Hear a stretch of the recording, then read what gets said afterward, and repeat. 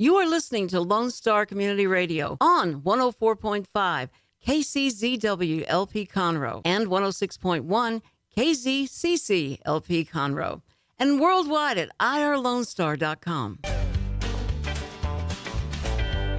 All righty, good afternoon, everyone. Glad to have you with us this week. We had a chance to be with you last week, and the way everybody's running around with the busy schedules this summer, I get the opportunity to come back and visit with you again today. And again, trying to stay pertinent in what's going on out there in the community. Today we had a little bit of rainfall, so the grass is starting to grow again. The dust has settled a little bit, so we're on a good note this week. But I've asked Mr. Eric Howl of Texas Outdoor Power to be with us today. Again, everybody sees the growth, and we've talked about what's going on in Conroe and Montgomery County as far as population growth and all the things going on around here. But there's still a lot of folks that we're breaking up larger pieces of land, and there's a lot of folks that have got 10, 15, 20, 30 acres of land, and they're trying to do things with it, and a lot of times they've not had the experience in the past as far as what they really need, and as far as giving them the equipment to do jobs properly, and make sure that they're not getting themselves hurt, but yet to still accomplish things. So Mr. Howl is again with Texas Outdoor Power, and I've asked him to be with us today, and let's just, we'll just visit a little bit about some of the equipment that's out there and the needs.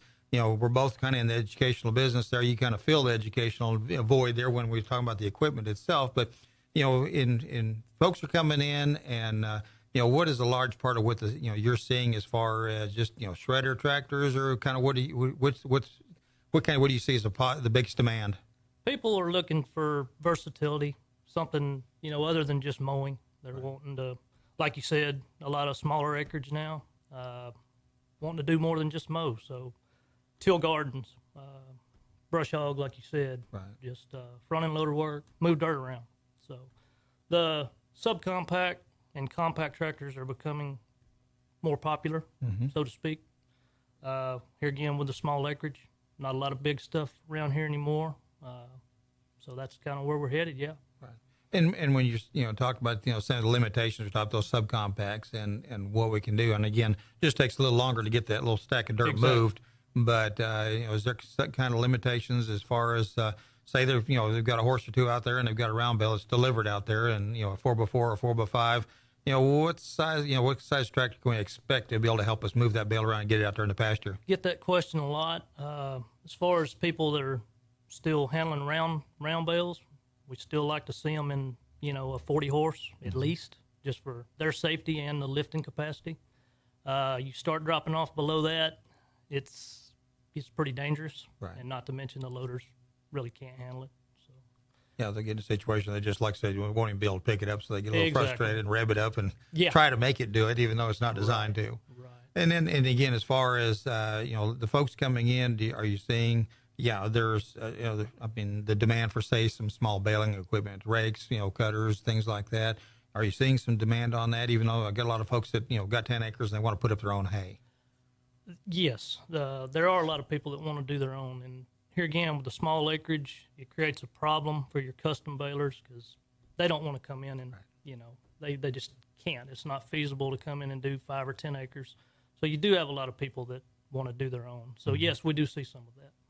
And like I said, on that, say I've got a 7 or a 9 foot cutter or something like that. What would be the smallest tractor you'd put that on? The cutter, 7 to 9 foot. 50 horse, no less than 50. Gotcha then. Yeah. Okay, and then say they're trying to square baler or something like that. What are we looking at there as far as? At least a 40. A 40 again on the baler. Right. And again, that's, again, rakes, things like that, all go with that. What kind of investment are we looking at just roughly? Just not the tractor, but just that haying equipment. So it gives an idea about the practicality on 10 acres. This just takes a long time for that pay for that piece of equipment. Yes, it does. The hay equipment is expensive. You take, for instance, say a 9 foot cutter, you're looking at about $10,000. And a rake, on a decent rake, on the low end, you're going to spend $4,500. Right. So that's here again. We don't even have the baler in there. So yeah, then you can start to add that little deal. Right. So yeah, you're looking at a pretty good chunk of change there, and that makes you appreciate what's going on. And so yeah, that the mowing and maintenance out there, and fixing what the hogs have done, stuff like that. Exactly. What kind of, say if I had a 40 horsepower tractor, what kind of a disc could I put out there and size on that would be an offset or something like that? You can, on a 40 horse, as long as you're not trying to pull a heavy duty disc, you can run a 6 foot. Okay. Realistically a 5, but you can handle a 6 as long as it's a lighter duty. Okay. Yeah, I'm trying to fix the hog damage or bull wallers, things like that. Sure. That are going on out there in the pasture. Disc, tiller, good 2 pieces of equipment that are. On the tillers, what do you typically see on the size on those that they might be using for a garden or things like that even? Sell a lot of 4 foots. Okay. Here again behind the little subcompacts. So they can fit behind that smaller size tractor, okay, Yes. with plenty of power? Yes. Okay, that's even if they're in heavier soil, like some of the clay soils, things like that, it gets to be a challenge? Yeah. I mean, 4, 5s, and 6s is typically what we will sell. Okay. But here again, selling a lot of the smaller ones for people that are doing gardening on these smaller acreages. Gotcha. And then on the mowers, just typical, 2-blade shredders, or what are you seeing? There's a lot of the belly mowers being popular on some of these things for even though they're cutting 5, 6, 10 acres that trying to maintain. Yeah, the belly mowers have hit a pretty good growth spurt here, I would say. Mm-hmm. Become more popular in the last couple of years here again with these subcompacts. But the shredder too, I mean, if they've got that much acreage, most of them aren't trying to finish mow the whole 5 or 6 acres. So they're mowing the immediate yard around the house with the belly mower, and then they'll drop that off and mow the pasture with a shredder. Okay, gotcha. And then, like I said, on those belly mowers, what kind of height can we raise that up to that, so we're not getting too short instead of just scalping, or can those cut at 3 and 4 inches very easily? They can. You can go up to like 4.5 to 5, actually. Okay, gotcha. Yeah, it's kind of that grazing deal. If we can keep that grass up there, would maintain that root system and Right. see what's going on in those grasses. And then again on the safety side of the equipment as far as that goes, just people pretty aware. I mean, all the equipment comes with warnings and the guards are there and things like that, Sure. and they're pretty good about adhering to that and the safety precautions that we try to stress folks that have not been around that equipment before, that PTO shaft, things like that. That's the most important, is trying to educate the ones that haven't been around it. One thing I try to tell newcomers is most of these tractors now are equipped with the rollover protective system and seat belts. Mm-hmm. But the rollover protective system doesn't do you much good unless you're wearing a seat belt. Right. So I try to stress that quite a bit with newbies. Just little things like you mentioned, the drive line, trying to educate them on the PTO drive lines, loose clothing, long hair.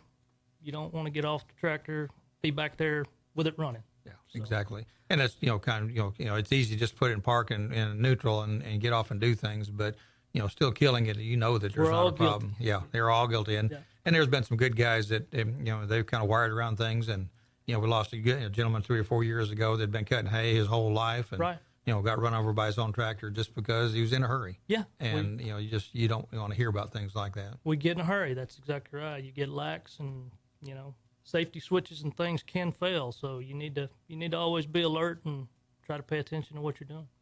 Gotcha. On the, as far as, pulling and things like that, do you have a lot of people trying to pull things with those that, just, thinking about how those things can flip over if you get, drawn too high, things like that? If you had people ask questions like that or seen problems like that and maybe equipment brought in that's gotten damaged because they tried to do something that wasn't designed? We see a lot of front-end loader damage, people trying to, pick up more than they should be. These loaders are rated where they're supposed to be, but you've always got somebody that's going to try a little bit more than what they should. So, we do see some damage. That's another safety issue that I try to warn people, with a new tractor is never have that loader up in the air when you're driving around, right. Regardless if you have a load on it or not. I mean, you need to keep that bucket down below the hood guard.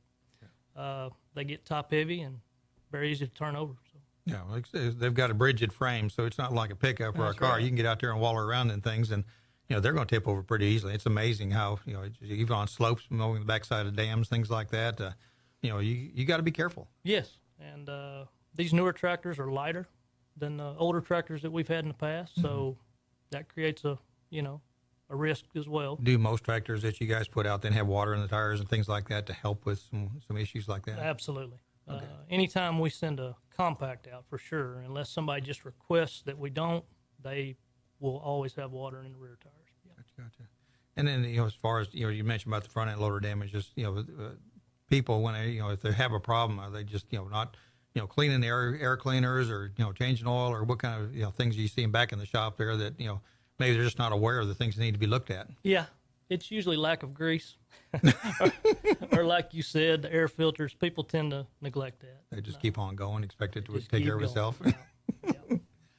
See a lot of that. Yeah. And again, the safety tips there, the guards, and again, those drive shafts, they come with those flexible guards to make sure they're tied down. They come with a little chain on there. So, Right. Affix those to where they need to be.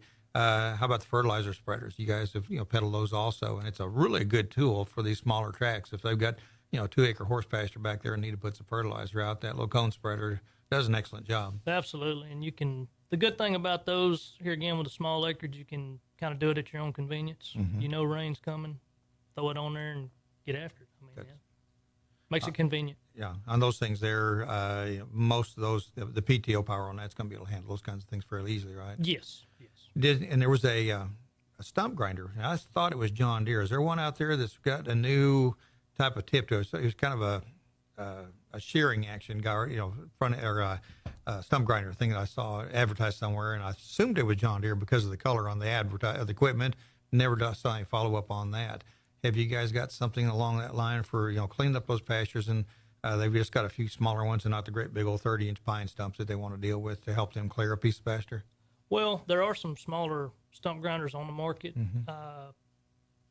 Typically, about a 40-horse tractor is as small as you can go with a grinder. For the smallest grinder that I've seen out there, do sell a few of them. Something that we don't sell a lot of. Okay. But maybe one every 3 to 4 years. Oh, okay. So, yeah, not very often on the actual stump grinder. I got you. I thought they would be pretty popular. It seems like as much ground is being cleared and what's going on out there. It kind of goes back to the hay equipment. It's so expensive. It's almost just cheaper to hire it done. Gotcha. Not going to use it that often, like post hole diggers. You want to avoid that if possible. Yeah. Yeah, that's another implement there that we really got to be careful with. But it's a whole lot easier than the two-handled post hole digger there that we get to utilize. Absolutely. Again, just looking at the need. Again, people need to focus on the fact that you buy a piece of property and you can spend a lot of hours dragging limbs, things like that, and clearing up ground where a tractor will make save you a lot of time and effort and actually do a better job. Is there any kind of recommendation you normally when folks come in and say, I have no idea what I need? How do you visit with them as far as kind of getting them thinking about the questions that they need to be asking so that they don't walk away and say, well, I wish I bought something different, Yeah, and that's what we try to avoid. We do like to up front, come out and ask them, how big a place do you have? What are your interests? That type of thing. So try to, figure out where they are with that. If they're wanting to do a little something other than mow, then the subcompact is usually a good choice. Okay. Versatility. Is everything you pretty well anymore is diesel, I guess? You look on that standpoint then too. Everything is diesel. Okay. No gas motors on tractors at all? No, sir. I didn't think so. Most everything you see has got a diesel sign on the fuel tank there, so you know what's going on that part there. Do you appreciate, and again, just old school, it seemed like the diesel was just a lot more powerful, had a lot more towing capacity, drawdown, and just handled things better than gas tractors. That's still the case. A lot more torque, yeah. So those, when you're talking about, those subcompacts, where do we go up to as far as horsepower? Small size, yes, if they want to navigate around trees and things like that. 25 horse and below Okay. is what's going to be considered a subcompact. Okay, so when you get to that 35, 40, is that? 25 on up to, say, 45. We even actually have some 50 and 55 horse compacts. Yeah, the smaller frame there. Yeah, Right, smaller I just need to see those. Like I said, that hood's down there where you can see what's going on, and some of those safety issues there that people are not aware of. They just realize what they're running over something there. Right. But yeah, that's neat that subframe. So then when you get above, you hit that 50 horsepower, then you're in a traditional frame. We're into a full frame, right? Gotcha. I'll kick back on as far as the demand. I'm not sure popularity or how you kind of look at the clutch versus the hydrostatic type of transmissions. Kind of how do you handle folks on that when maybe they've not been used to a clutch? They've always driven an automatic car and understanding the clutch and not riding it and tearing it up and things like that. So how do you guys deal with that with a new person looking at equipment? That's a lot of requests for the hydro. Okay. Here again, like I said, people that have never owned a tractor, they feel more comfortable with that because they're not having to shift gears and, worry about a clutch and all that. And a lot of them have different operators. They're going to have their children on them or, their wife or whatever. And they feel more comfortable with that automatic. Okay. Easier to operate. So again, same power range and things like that. Or if I'm doing longer jobs, is the hydrostatic going to hold up as well to, say the heavier mowing and things like that? The hydros have held up really well. Good. They really have. It's just something that we don't see come back to the shop. Super. I mean, you always heard for a while you had to have a clutch if you're going to be out there with a big tractor. Exactly. A lot of disc and things like that, and putting a lot of pull on them. But if that transmission is good to go, then that's a good thing to have. And I think when they first came out, that probably was the case. They weren't built quite like they are now, but they've really improved them. Okay. A lot of these guys that are working dirt for a living, doing grade work and stuff, have gone to them. They love them. Super. Yeah, it's a lot quicker than just backing up right quick, things like that. You just move your foot a little bit and away you go. So that's not a bad deal. They've got different hands, different operators on them, so they don't have to worry as much about them tearing up a clutch or. Gotcha. On I guess life expectancy as far as that goes on these pieces of equipment. I mean, the John Deere's I've seen 4010s running around, have been out there for 60 years, and we same kind of expectation on these guys. I mean, they're built with quality, and that product ought to last us a long time, right? Absolutely, as long as they're maintained. We've seen these tractors go 5, 6, 7,000 hours before you ever have to touch a motor. Super. Yeah, that's again in today's society where everything's throwaway. I just like to say have something that's going to last out there. They don't want to be trying to have to replace that tractor every 10 years. That's not what they want to do. It's long-term investment. I know I've got a lawnmower I got from you guys way back when. It's 16 years old now. It still keeps on going. So yeah, LX 255. It goes and goes and goes. Texas Outdoor Power is up here on the north side of town. Eric does a super job with the folks in helping them decide what they need to do. And again, I appreciate him being with us today. And if you ever got a question, those guys are there to answer the questions for you. But that's our job as an extension, is to create some questions, make you think about things, and then you go visit with folks and get the correct answers there, and make sure that you've got a piece of equipment at the house that you're safe and feel comfortable with, and know it'll do the job that you want to do. And that's the biggest thing. We talked about the hay production, and again, that's an aggravating thing. Everybody wants that the custom operator there on Thursday at 1:00, and they got so many other commitments, it just doesn't happen. So then they're upset about the quality of the hay in the barn and all those other good things. So there's lots of questions going on out there, and I know you see that same kind of thing when people come in. Oh yes. Definitely. Anyway, well, I appreciate you being with us today. We'll take a break right now, and then we'll come back in a few moments after some announcements there from the radio station, and we'll come back and talk a little bit about some pasture rotation. Don't forget to download the Lone Star Community Radio app for your Google Play or Apple Store. Bring Montgomery County's community radio with you anywhere with your smartphone or tablet. If you are in the Conroe area, tune in on FM. That is Conroe's FM 104.5, 106.1. Hey guys, I'm Joey Savage. Corey DLG. We are Nerd Thug Radio. Catch us every Monday from 1 to 3 and check out our website, nerdthugradio.com. We like to talk about quilting, horseback riding, and baking quiche. Actually, we don't, but we do like talking nerdy to you. That's right. Every Monday from 1 to 3 p.m., hashtag talking nerdy to you.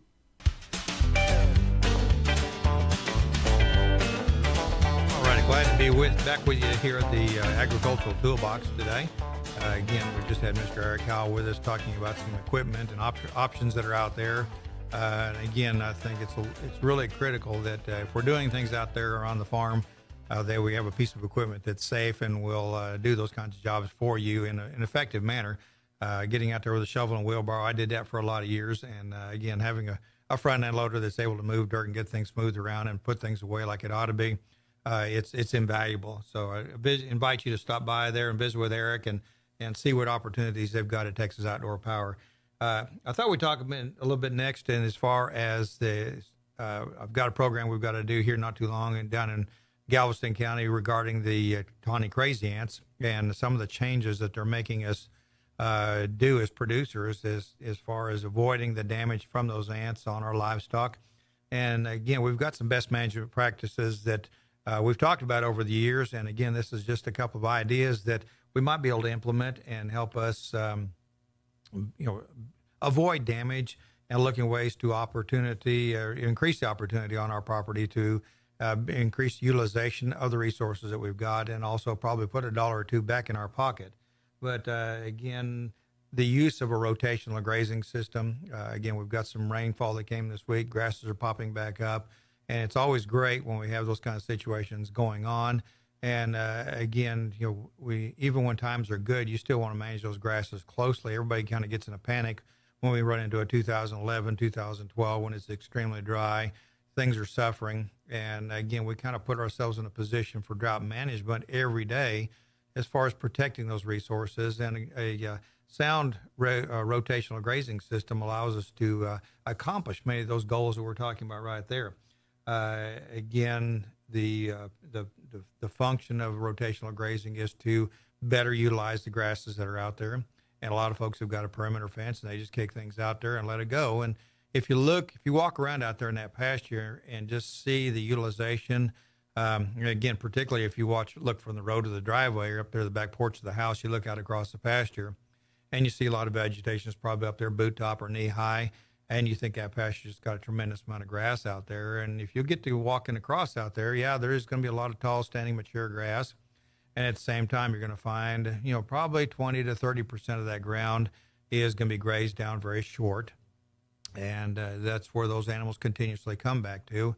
And if you think about the hay production we were just talking about, as far as custom operators getting there and cutting that hay in a timely fashion, once that grass is past prime, the digestibility goes down, the protein levels fall, and you're seeing that exactly with the exact same thing in that tall standing vegetation out there in the pasture. It does start to diminish a little bit. So if we can better utilize every bit of the grass that's out there at one time, that allow it to regrow uniformly, then we're going to go from 40% utilization of that pasture on back up to 80 and 85% utilization. There's always going to be a few things out there, some sedges or things like that the plants or the livestock are not going to utilize, and our herbicide program can take care of those targeted species that are not desirable and not being utilized, and we can get those things out of the way. But the idea being that this grazing system will allow us to intensify the pressure on those pastures. And again, you read a lot of things, and it's very versatile. Don't want a person to think that if you go into rotational grazing, it's not for me. I've only got 2 acres, and that's not the case at all. If you've got even 1 acre, if you cut it in half, you're started in a rotational grazing system. But if I've got 30 or 40 acres out there, depending about the lay of the land, I may cut that into 6 or 8 pieces. I may cut it into 4 pieces, just depending on about the productivity of the land, the amount of grass, the amount of timber, where my water resources are. But anytime I can go ahead and control where those animals are at for a period of time, I can always intensify that grazing pressure. Again, we're not going to get it as short as we find out there and find out in the pasture there, those areas there that are overgrazed. We're going to go ahead and get it down there. So we're basically, that old adage, you take half, leave half. If we get down to 3 and 4 inches in height, that's when we need to move those animals off that property. The idea being that, what you see above ground is what you see below ground. And if that pasture is grazed very heavily all the time, then you're going to realize that root system is suffering too. It doesn't have as much leaf structure above, going through photosynthesis, sending plant foods down to that root system to maintain its integrity. So in a situation like that, you're basically hurting the root system, as well as the fact that you're hurting your grazing system, because when you get a shower like we did earlier this week and moisture is there, it doesn't have the capacity to respond and come back like it ought to. So again, that grazing system there, and again, you're still going to have some things that are not going to be desirable. So we can run across that with a shredder that we talked about, and that way the pasture is uniform on its regrowth. And when you move those animals, the next one come in there and mow that trap. It might be 3 or 4 acres. It might be 10 acres, just depending on how your property goes. But that way you don't have to worry about mowing the whole place at any one time, and you're improving the quality of the grass that you're going to have available to you next time, because that pasture is going to be able to regrow and uniformly and have an even stand out there, so those animals will be better able to utilize that the forages you got going on. So again, controlling grazing pasture periods there, and again, realizing it, we've got to rest those grasses. So we can mow them, re-fertilize if necessary. But that's the neat thing about a rotational grazing system. We can implement our fertility management, and allows us to manage those grounds a little more intensively. But once we get phosphorus and potassium, magnesium, things like that up there to a good level, Nitrogen levels can be supplemented with legumes. And again, those can be grown during our winter months on those pastures. And basically, so you can get to the point where it does not take a lot of fertility once you've got that system in place, lots of grass in place, because realizing that nutrient is going through that animal back on the ground, and those nutrients are recycled and reabsorbed by that plant and produces new leaf tissue. So it does allow you to basically improve your profit potential there. It's not automatically going to allow you to increase your carrying capacity on the property, because that comes back to the amount of grass, the type of soil that you've got there. Some of our heavy clay soils are not going to be as forgiving as far as allowing us a lot of grass growth that we're seeing in a good sandy loam soil. So again, the grass variety we've got, the type of soil we're dealing with, but just because you go into a grazing a managed grazing system does not mean that you're automatically going to be able to improve the carrying capacity of your property. So, looking at the fact that, we can intensify that pressure there for a period of time. We need to have game plan too, which means when it stops raining and things start to dry out, instead of either selling animals or buying hay, we've got some other forages to fall back on. And again, we've got some grasses there that, maybe a trap that we skipped this time because we're not, we can move back to that first trap that was ready to regrow and let that one get a little more mature. We may bale it or just allow it to be a standing hay crop for going into the fall. So there's some opportunities that are always there that allow you to go ahead and utilize that rotational grazing system in a better fashion. Lots of ways to go about it. And again, there's no given one, but realizing first step is always to figure out the number of animal units that you can maintain on your piece of property. And again, standard in this part of the world, we kind of figure 4 acres per animal unit. An animal unit is defined as being the forage intake required for a 1,000-pound dry cow. So if you've got a 1,300-pound cow out there, that's going to be 1.4 animal units per acre. So, again, when we're talking about animal units, we're talking about a 1,000-pound animal out there utilizing that vegetation. And again, there's some standard things we need to look at there so you know what the consumption is. And typically, that 1,000-pound cow is going to utilize about 25 pounds of grass a day. And again, David Beatty was a forage specialist we used to have. He's retired, but he always talked about Bermuda grass. When you're talking about a good, solid stand of Bermuda grass, you've got about 1,000 pounds of Bermuda grass per inch of growth out there on that pasture. And again, that's top growth there. We're not going to graze it down. So realizing that the number of animals you got out there and the grazing time that we're going to put on them, we're going to be able to go through that pounds of dry matter fairly quickly. But determining carrying capacity is going to be critical, and looking at if I've got 20 acres out there and we're looking at about 4 acres per animal unit, you're looking at about 5 cows for the average stock density throughout the year. And we're looking at the worst case scenario times. I mean, in the spring, where there's lots of vegetation, things are always a lot better that time of year. And this time of year, when it's going to be hot and dry, vegetation matures much more quickly, digestibility goes down. You'll actually see on those calves that are out there grazing this time of year, they'll actually backslide a little bit, lose a little weight because the nutrient value of the forages are not as good. So, the gains we may have put on back in the spring, we're losing them right now, and even on the cows too, depending on what we're got going on as far as our breeding program, when those calves are going to be coming along. So it's not a static quality of vegetation that's out there. And again, our legumes we talked about, clovers, ryegrass, again, those are much higher value. You're looking at 18 to 20% protein on those guys. Most of our grasses during the summer months, they're early June and early July. You can figure 14, 15% crude protein on those guys. And then again, things start to backslide, and all of a sudden you're down there at 8, 9% this time of year. So expecting to have that protein there to develop muscle, grow calf, and either that or even that cow that's pregnant and maybe going to calve this fall, she's looking at some limitations there. So if we're not feeding some hay, we're not feeding some supplement to those kiddos to help them through that period of time there, we'll actually see some backsliding going on. So again, first off, we need to look at the carrying capacity of that property, what we can do with it. And then again, the estimated acres there, that's typical for this area. And it does vary a little bit. Number of trees out there, and everybody's always develop a piece of property. And you look at, they want to maintain a mod of trees out there all the way across those pastures, scattered trees. And realizing that, forages, particularly Bermuda grass, likes, 90% of the sunlight that's emitted during the day. So if you've got a stand of trees out there in groupings, then they're only receiving 55 to 60% of the direct sunlight during the day.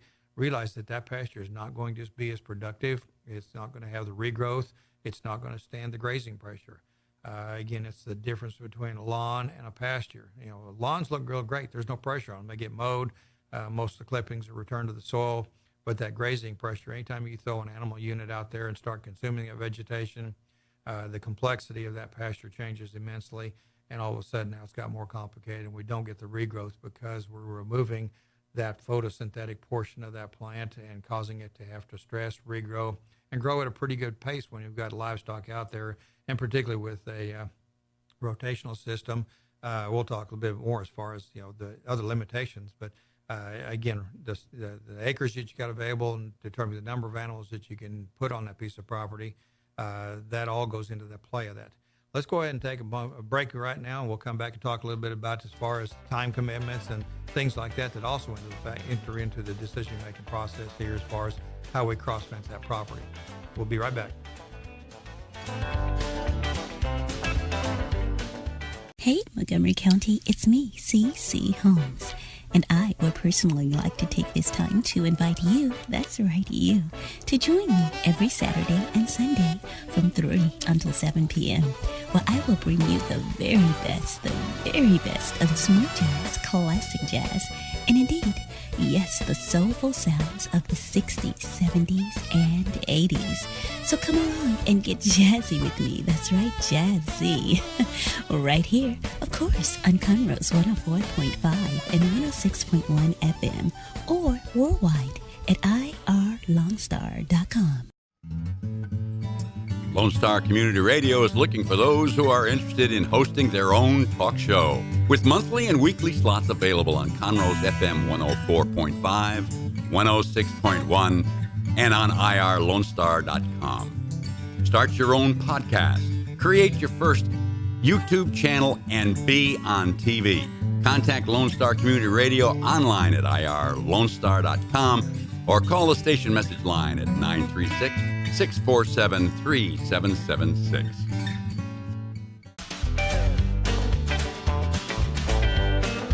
Glad to have you back with the Agricultural Toolbox this afternoon. Again, we've kind of touched on a few different things today, and we started talking about cross-fencing and rotational grazing management. And again, it's something that it's a good management approach.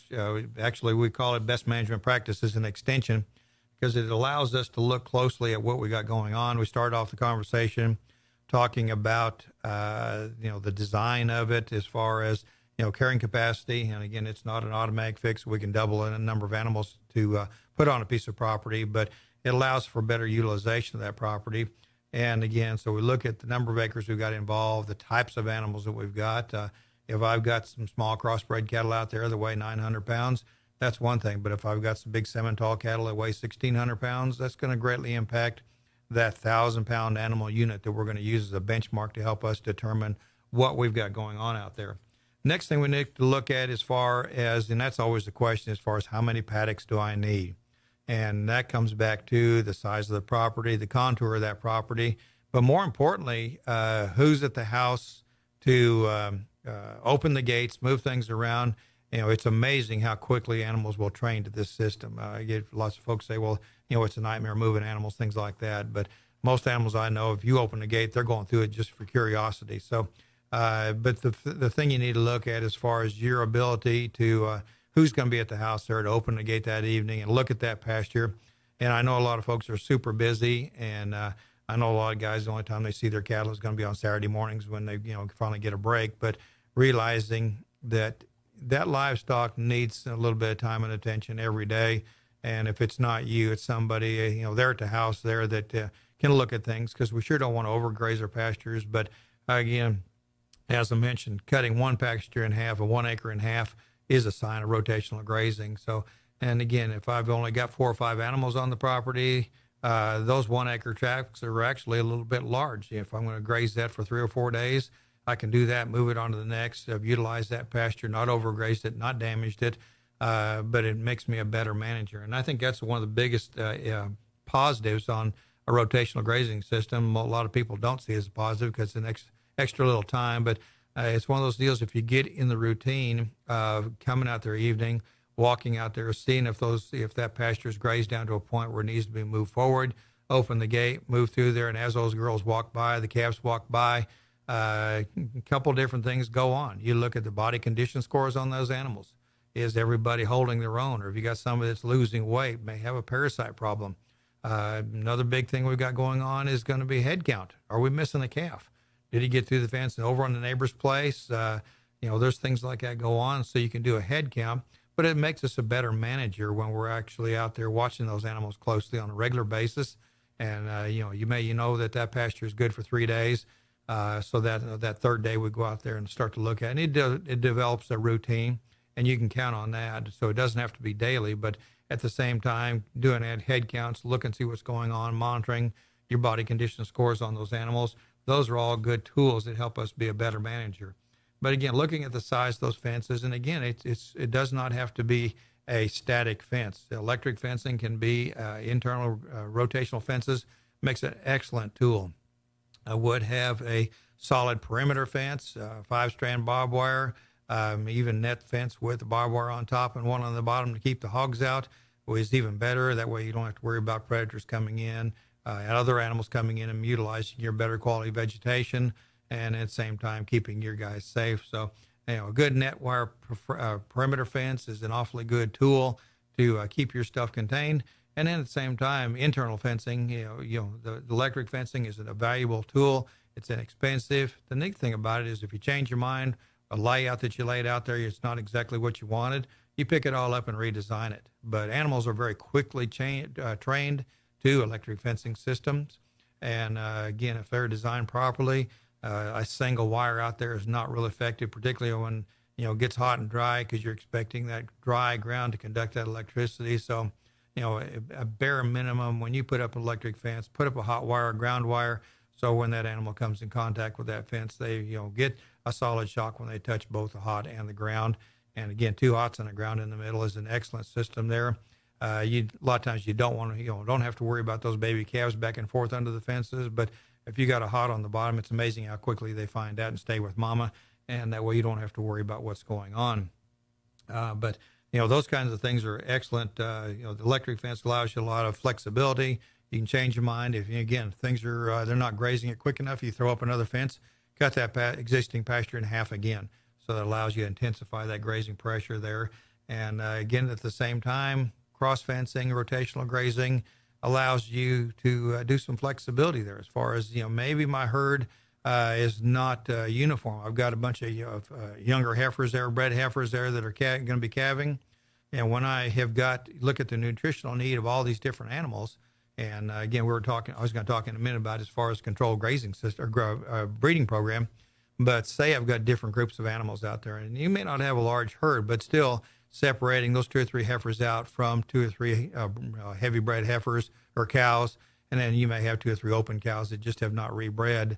They don't all need to be in the same bunch because you've got different nutritional needs amongst those animals. So you can actually separate amongst those cells that you've got going out there, and those young heifers that are going to be calving first, you're trying to grow them. They're trying to develop a calf inside. They've got the highest nutritional needs. So you actually kick those guys first over into that next pasture, let them utilize that better quality vegetation, rotate them out, and then those heavy bred cows there that don't have quite as high a nutritional need, they can follow right behind there and continue to eat on that pasture. And then follow up, move those guys out. And then if you've got some open cows out there that just, have calved out, just not resettled, their nutritional needs are not quite as high, so they can be the follow-up, when you rotate them out. So you can actually have 3 sets of cattle right there and then come in or mow that pasture. So when you come back around, you've got new growth coming back into that first cell that you talked about that those heifers were able to utilize. And again, we talked about this time of year, the pastures do get marginal. So those animals with a higher nutritional demand, we may not have supplemental tubs out there or another food source. So those girls have got the highest nutritional needs. Those are the ones we need to be focusing on and making sure that we're trying to meet their nutritional needs. And again, that utilizing those winter annuals, depending on our calving season, We've actually finding that on a rotational system there, and we're utilizing clovers and grasses or legumes, clovers and ryegrass and some of our winter annuals. We're actually seeing a decreased usage in the hay just because we're providing a better quality product out there. Again, there's going to be the demand for dry matter. Those cows are still going to want some dry things to chew on, and you can have some stockpiled hay in some of the traps that you've let grow up. So they've got standing hay as well as a legume crop or a ryegrass pasture next to it. So it gives you a lot of flexibility in the way you're going to utilize that property. Again, the rotational grazing does an excellent job of controlling that. And again, another thing that we throw in there, and I mentioned about the tawny crazy ants that we're visiting with, as far as unfortunately we're seeing them move north. We saw their first damage down there in Brazoria County, and was visiting some producers down there. And this time of year, when it gets hot and dry and those ants are moving around and we've got calves hitting the ground this time of year, those ants are actually out there looking for moisture. They may not finding a puddle of water. So they're going to the mucus tissues, fluid tissues on these calves. They can't get up, they can't get away. So they're actually going to the eyes and absorbing the moisture on their eyes, the mucus on the noses, things like that, causing scabbing there.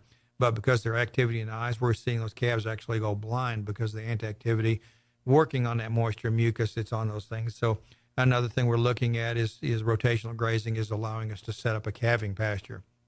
And again, for a new person that is looking at trying to get into the beef cattle business, and a calving pasture, it might be as small as 1 acre, could be even less than that.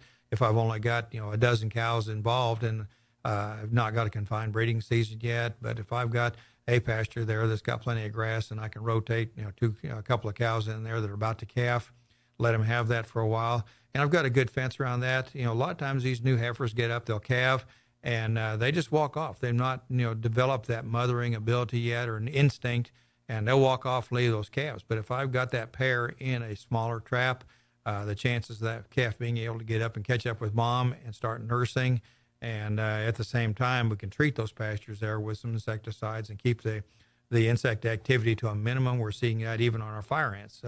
We're baiting those types of pastures there. May not have the ability to bait and control the ants on the entire property, but that little calving pasture there, it can be 2 or 3 of those 1 acre traps, whatever works best for your operation.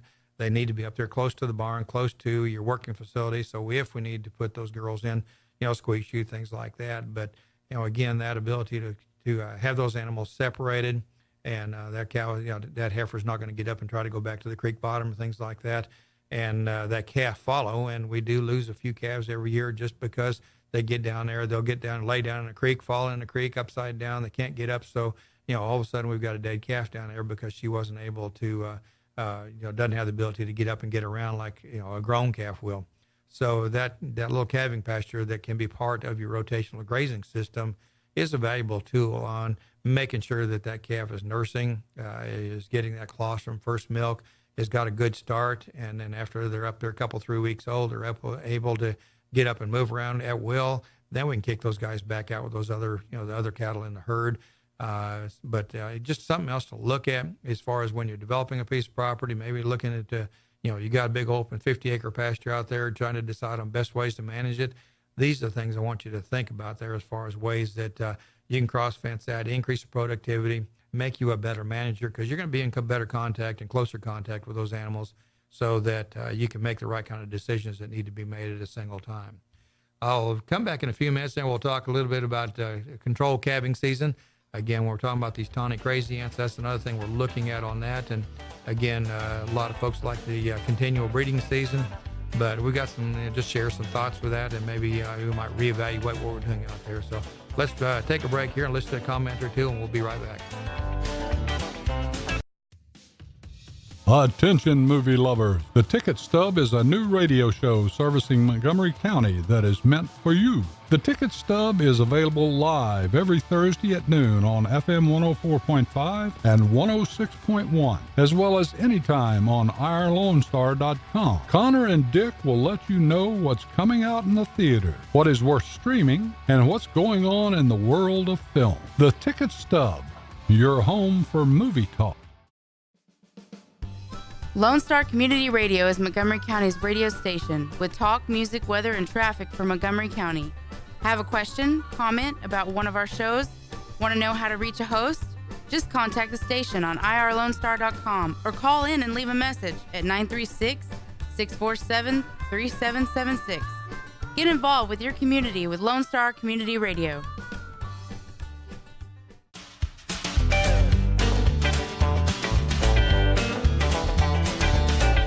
Back with this agricultural toolbox today with the Texas AgriLife Extension Service programming. And again, our job is education, and we deliver that education to a lot of different venues and ideas. And again, I mentioned that I was preparing a presentation to do for some producers or agents actually in in Galveston County here coming up.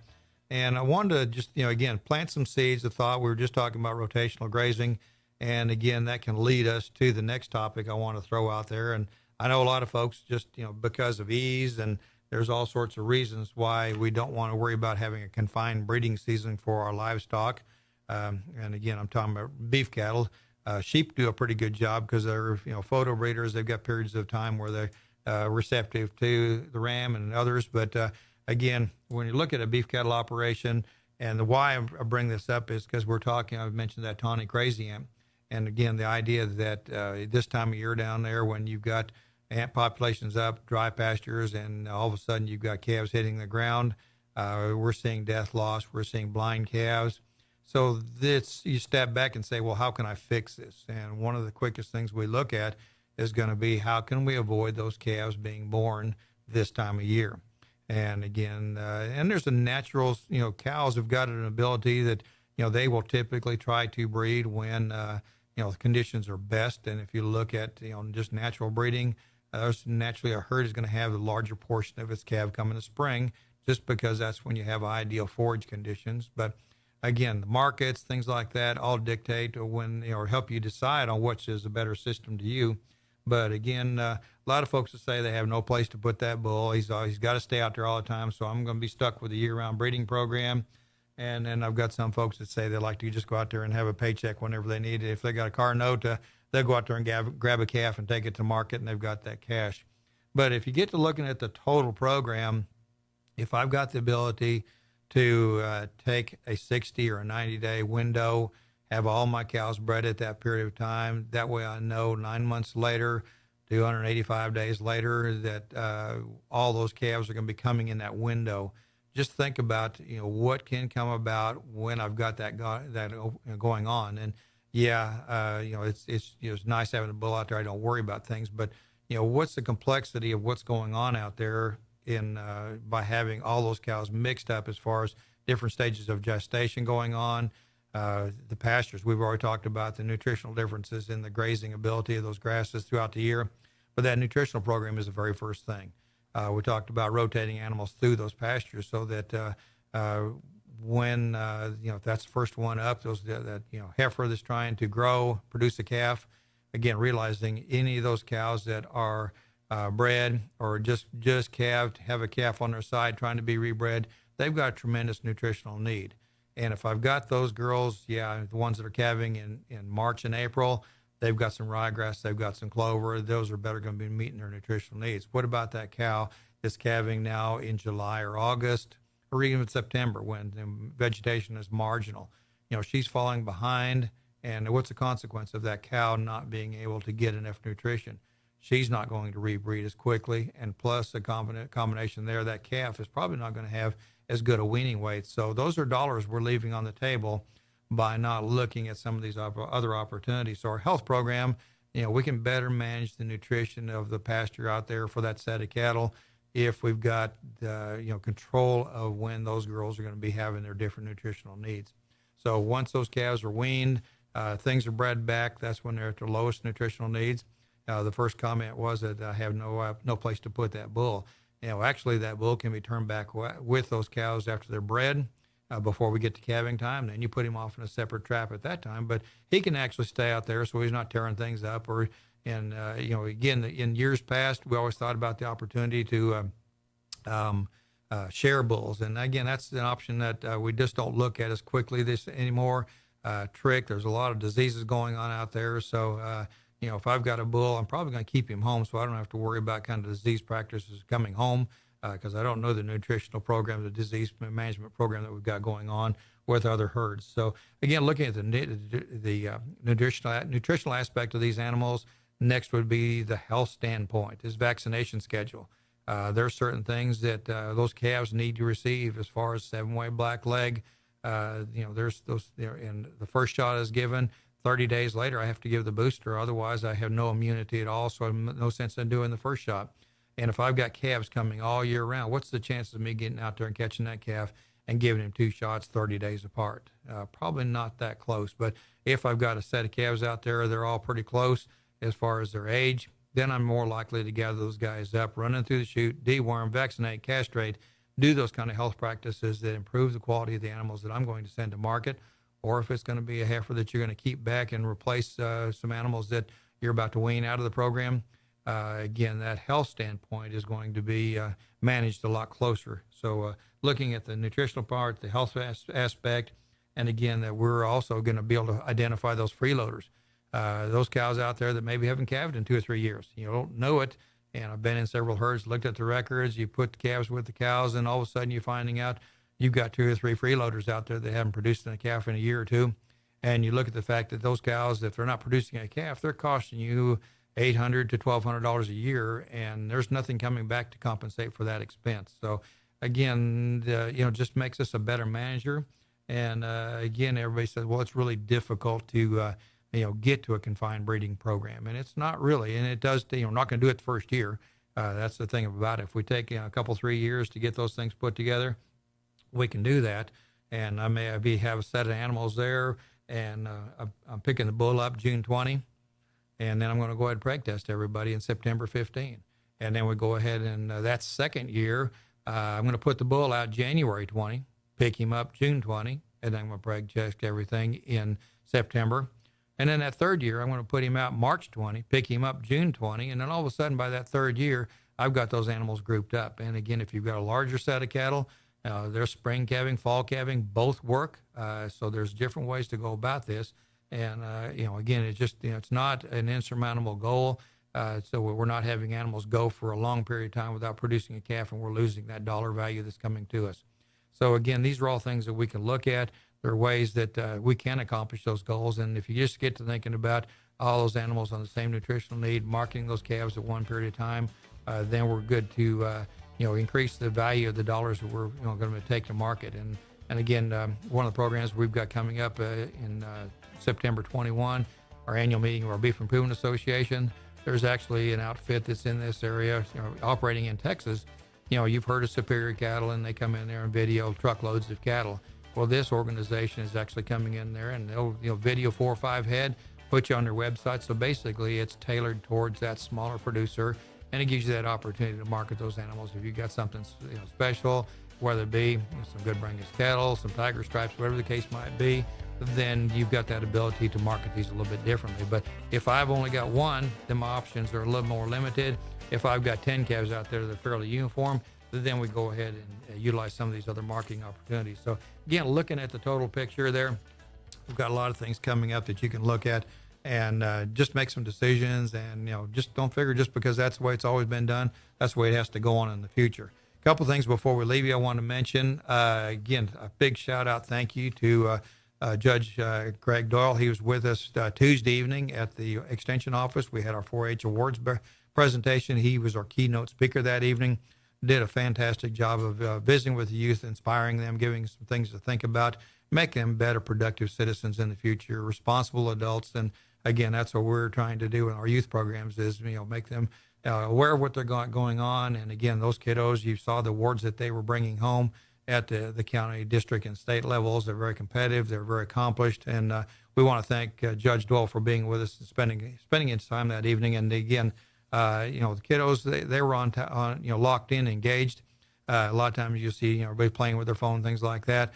They were listening to his comments. So again, he has some very valuable things to say, and I want to thank him for taking the time to come and visit with those youth. Program coming up tomorrow is going to be on they've got a summer gardening series going on at the office. It starts at 9:00, and it's going to be, the topic is going to be keeping your bees healthy. And it's going to be focusing on this integral pollinator bees are critical as far as production throughout the world. And again, our ability to keep these guys productive and healthy is going to be one thing. And we've actually got some hives there at the office, but an active group of master gardeners are working on it. But that starts at 9 o'clock tomorrow, over with at 11 o'clock. Again, $5 at the door for that program. So again, another educational opportunity out there for you. Appreciate you joining us today. Hopefully we give you some information to think about and again, make you a better manager and, better utilize the resources you've got available to you. And again, we'll see you down the road.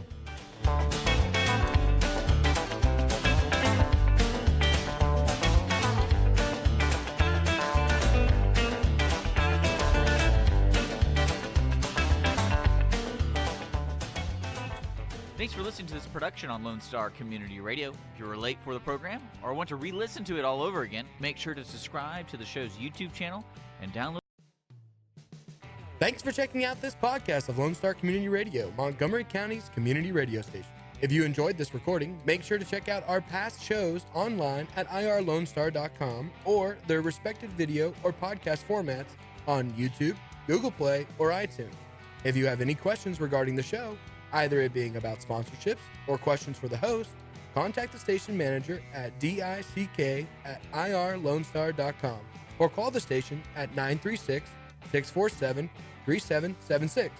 This show was recorded in downtown Conroe, Texas at the Lone Star Community Radio Studios, and Lone Star Community Radio reserves all rights to this recording and images.